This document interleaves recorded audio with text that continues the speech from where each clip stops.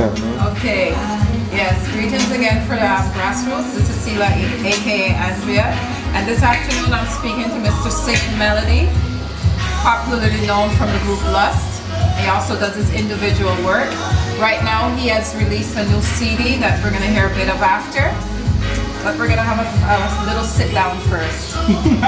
So, long time no see. Thank you, Andrea. Welcome. And a little space. Yeah. Well, it's good, and I'm feeling good that you're here now. I'm glad to be here. I mean, we had to delay last month with everything, Yeah. but it's good to be But it's alright, not long before the time. Right. So, tell the audience now, web-wise, how long have you been in the music business? Well, hold on. That is really a big question because as I can remember, I've been in the music since I was a child. You know, and I was influenced early on in the music. You know, such as from I was at the age of about 13 years old, and I was influenced by some of my community by itself was music. So it was sound systems and everything. You know what? Well, yeah, I've been influenced with the music since I was about 13 years old, so it's really a long time, if you ask me.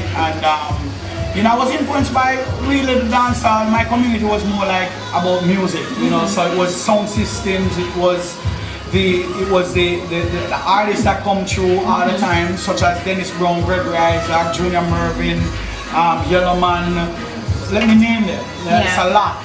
Because my community is where Volcano High Power is from. Yeah, I've heard of Volcano. Yeah, which is Henry Junjalad was also big producer back in those times.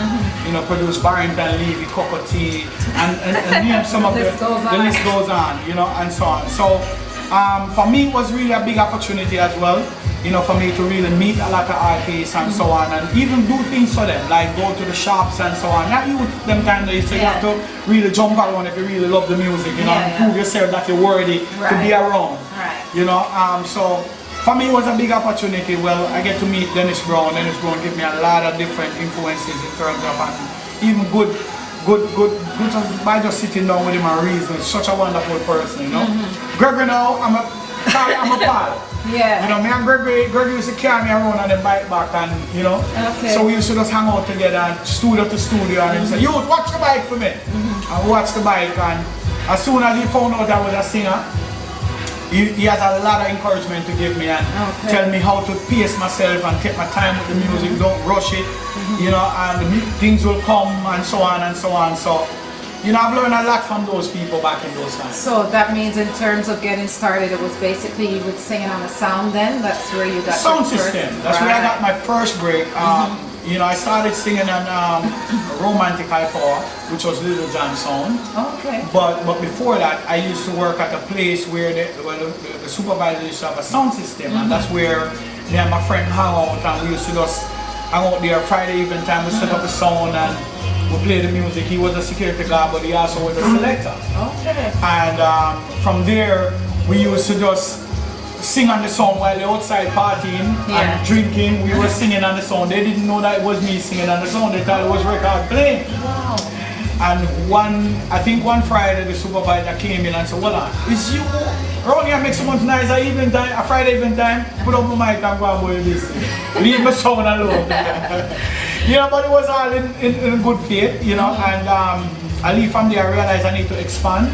So I started to go around because all my community influence was already there. Right. So I already used the sound system and going around the sound system. But back then we never used to get the opportunity to hold a Volcano mic, because then as little youth come up, you should just watch the elders them and just be around it. But then your dream is to really get the opportunity to hold the mic to really prove who you were. Right.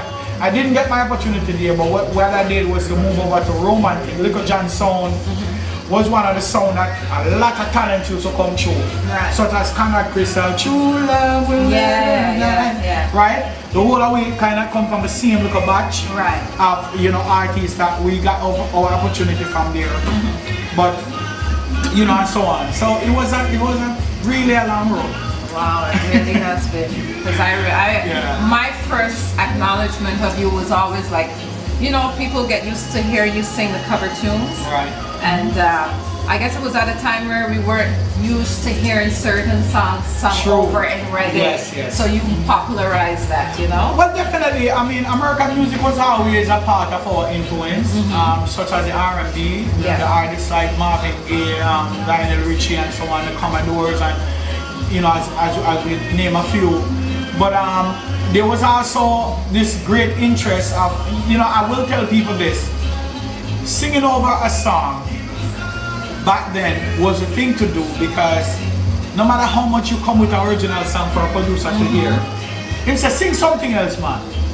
And you will sing 4 or 5 songs, which is your song, till you run out of songs, Yes. and then you have to sing something when more familiar with. Right, yeah. So just as they realize that they know the sound and they're familiar with the melody, They have they say, something yes to man, change I'm a your real vibe. I can put that Right.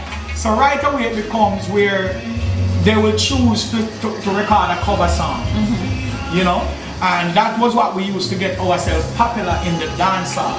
Again, dancehall was a place where we go to just celebrate and to do things that we have never got the opportunity to do or been played on the radio. Right, You know, right, so it was just a place, a gathering of people come together and we celebrate a vibe, whether it's a, you know, it's a DJ coming out or a new DJ where nobody don't know and them can get to listen to it there. That was just a place where we have as the spot.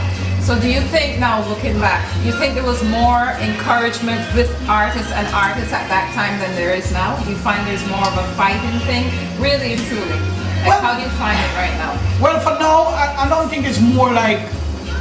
All right. So speaking about back then was more like of a unity. You know, you come and every artist stand up in the same batch. You don't find camp over here and camp over there and camp over there and camp over there. Now it's more organized where. What we will do is say, all right, you know, we have our own thing going on, and this is our camp. But then you find that when the time comes to get together, it's always an animosity. Yeah. You know, like one wants to say they are the best, or they are the best in what they do, right? But if you really think about it, it's really a whole community that really makes the music goes around. So Yes, yes. it doesn't matter which camp you're from, as long as you're contributing to what the music, it makes sense, you know. But at the end of the day, we must can see eye to eye as individuals and say, well, you know, yeah man, and come together to even talk about the Yes, music that yes. we do. You know what I'm saying? Well, you know, I like your last project, you know, it was really good. I think, you know, just come together as bridging and bridging, not superstar business. That's it. Because none of we are not superstar yet.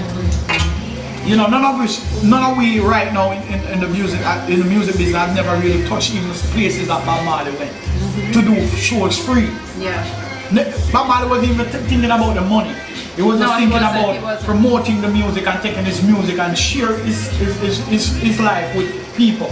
Musically. And now we see that, yeah, everybody's all about with the superstar idea, and you know, as soon as you have 2 records playing, nobody can talk to you, and I you don't become know. this big mega influence, you know, that I don't know how far that will take you. Well, I was speaking to Leroy Sibbles last month, and I was like, we were basically talking about in those times how the artists never got recognized. Like him, for instance, with the Kutchy Rhythm, and then He's the one who played that. Yes, and a lot of the artists coming up aren't really knowledgeable about certain things. No. The pioneers in the music, they don't give them respect that they're due. And they came along in a time where they were, like you said, along with Bob Dennis Yeah. Brown, they were the reggae ambassadors of that Of time. course. You know, Of they course. brought reggae to the world. So even with him now, we're in those days where you weren't even getting the royalties and the dues that you should have gotten for certain things, you know? Yeah, and I think the reason for that is that back then there was not a lot of information in how you get started, and I think in terms of the resources for information, because even then back then when I was just starting, I didn't know about publishing and so on and so on. It's after, you know, I started, you know, I came in with a love for music, and I was just doing music, and I didn't even know that there was money. I'm supposed to get paid because I love this thing that I'm doing so much that I will walk miles to go get it done. Yeah. You know, but then afterward, when I start to see everybody is looking good and start to fix up themselves, and I start to ask questions, you know, I mean, how do we get paid? You know, and people say, well, hey, you know about publishing? What about your royalties? Do you know anything about mechanical royalties? No. How you go about that?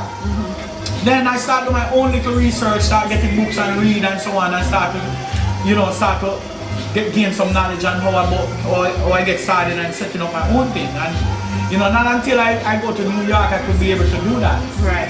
Because I found a manager, and a manager now helped me to steer me to set up my own thing and start to get everything. So a lot of my work that I did back then, I didn't get paid for it. But then, like I said, it's the same for Lee Rice, it was the same for all these artists that actually were there before us and who paved the way and so on for we to come now to say, well, let's enjoy this and let's do this to the fullest. But I think the difference between our generation and the now generation is that we are a little bit more knowledgeable through the industry itself, right? Yeah. Now there's more information. You thought that with the information that is here now, the younger generation will be more knowledgeable about what is taking place and the culture of our music and know how to build themselves around that. Right. Which is not taking place. What is actually happening now, you find that younger people are more copying from what America is doing. To try to come with more like a pop song, not knowing the culture, our culture that is very rich. And this is what people are coming to Jamaica to That's get. what they're coming for. Yes. Yeah. So when and you find that the music is slowing down now, because when it comes to sales and certain things, and even the status of where reggae is, Jamaica is now not the center of that anymore. And it's really sad. And it's not that it's the younger youths, them, it's all really all the structure of it set up. Yeah. And we had a meeting a couple months ago that we're trying to, with the Minister of Tourism and Entertainment, we're coming together now as, of course, along with Jaria, to try to have a more stable music industry, and that people can be able to find us and locate us and know where we are and what we are about and so forth. So we're getting there slowly. Yeah. Well, that's a good step and a big step also. In the local scene now, do you prefer to do stage shows, or are you a club person? What do you like how should I put it? Like the Up close and personal. Yes, the For club me, thing. for me, everything counts. I'm a workaholic. Wherever the people is, that's where. Alright. That's where I've been heading. So whether it is a club that holds 300 people, I will go in there and make it work. Yes. And make those people have fun that they can tell 400 more people. That's it. So I don't mind building from scratch, but I also love a large venue with a lot of people as well. Yeah. Because that means more money, it means more funds, it means everything to the business. So it's very important for both sides to work. Okay, what's your favorite away place to perform? What can you tell the people is the strangest place you ever went to that you wouldn't expect them to be into reggae as much as they were? Well, no doubt. I would tell you Japan. Right off the back. I went to Japan 1990. That was my first trip. I went with a large group of artists. There was about 30 of us. At that time, we find that artists were going to Japan every summer. It was a big sun splash down there, and artists from all over Jamaica was there. It was more like a reunion, and we just carrying Jamaica to Japan. And that was actually one of my favorite places to perform, because I didn't expect people to know who Singing Melody was. When I got called to go there, I did a song. Actually, I was one of the first reggae artists to do a Japanese song in reggae, and it's called Sayonara Tokyo. And at the time, there was a company that came to Jamaica called Takian that was on a Sony label that was doing recording in Jamaica, and they discovered me, and so I did some recording with them. I did an album for them, and they actually brought a song to me called Sayonara Tokyo, and asked me if I could do it in reggae, and I tell them I need time to practice the words and what it means and so on. And I took a couple of weeks and locked the song down, and it was one there in Japan, so that's what took me to Japan. So that was my first major fly out. It was to go to Japan. And after getting there, we didn't see the crowd, we didn't see the venue, we just were transporting a bus backstage, and when the time come for my time to work, they called me out on stage, and it was about 100,000 people. Oh wow. And I immediately just froze on the stage, because that was the biggest crowd I've ever seen in my whole life.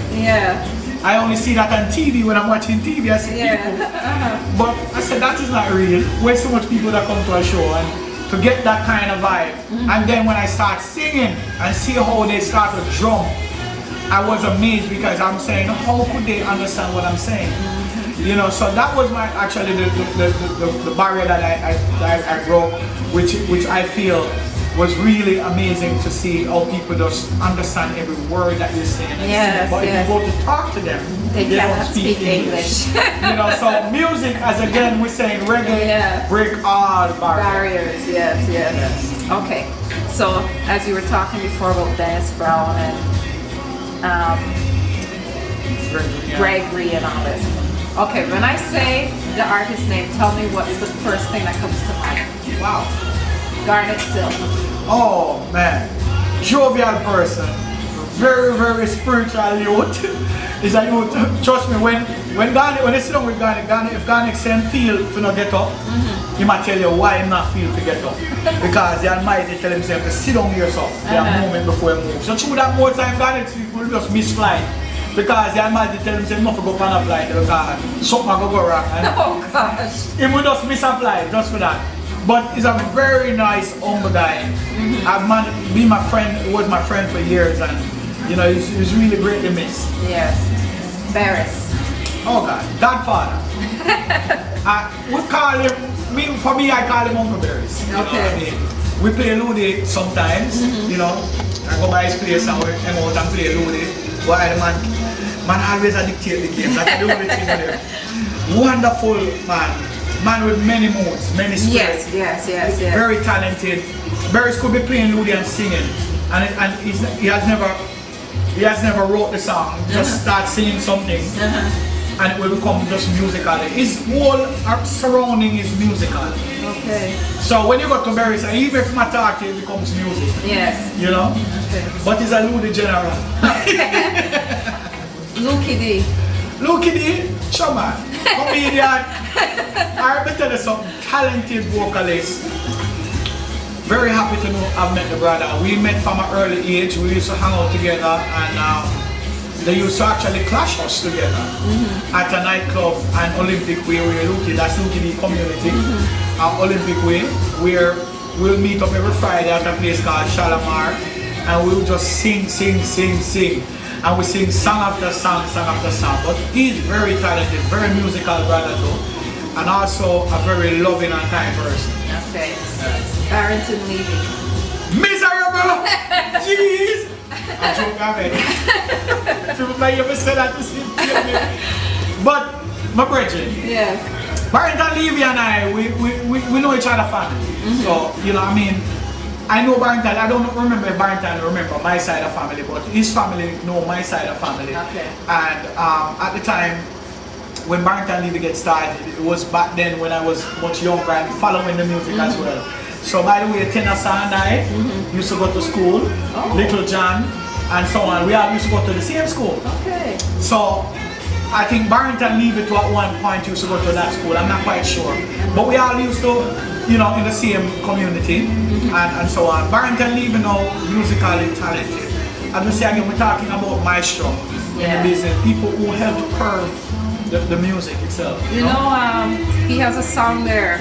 Oh my gosh, I can only recall the name of it. But the guitar intro into it, I mean, it has that Spanish feel to it. Like, I don't know how he came up with that, but that song is amazing, beautiful. amazing. It's beautiful. I heard it on the radio a couple of weeks ago, and every time I hear that song, I have to crack the radio a little bit to just humble listening to the song. And it's very spiritual. It's crying out for help, for people love, for people to come together. It was a beautiful song. It still is. Sugar Maya. Oh man, Godfather dance all that man. When you say Sugar Maya, you talk about one of the first thing. I will bring the thing in a dance hall and hold mic like DJ and hold it up. Sugar Maya was more like a youth person. He love youth, you know. That's why Youth Man promotion came along. Right. It's because of youth, and all of us come through that curve as well. You know, the Yami Bolo, the Sinelo, the Tenasa. Matter of fact, Sugar Maya is one of the men who bring Tenasa come to Youth Man promotion. You know, and Little John, every one of us came through Tenasa, through